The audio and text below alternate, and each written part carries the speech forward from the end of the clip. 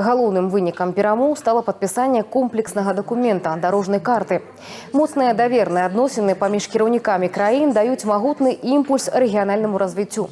Выконваючы адпаведныя даручэнні, бакі замацавалі канкрэтны план дзеянняў. Зацверджаная дарожная карта прадугледжвае пашырэнне прамысловай кааперацыі, павелічэнне паставак гомельскай мясной і малочнай прадукцыі ва Узбекістан, а таксама сумесныя інвестыцыйныя праекты.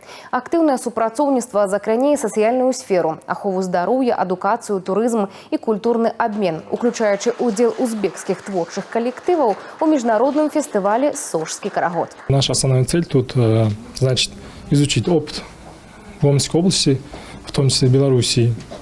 Вот. И с нами сейчас присутствуют предприниматели, которые интересуются именно данной сфере.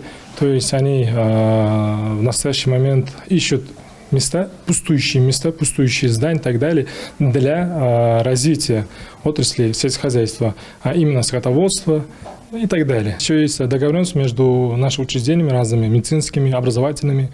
У них, значит, идет обмен опыта, то есть 1+1. По завершении сустрэчы узбекская делегация усклала вянки до братской могилы на площади працы. Визит просягнется на буйных предприемствах региона. Для реализации усіх пунктов дорожной карты запланирована серия сустрэч паміж кіраўніцтвам прадпрыемстваў рэгіёнаў, а таксама обмен делегациями и презентация инвестпроектов.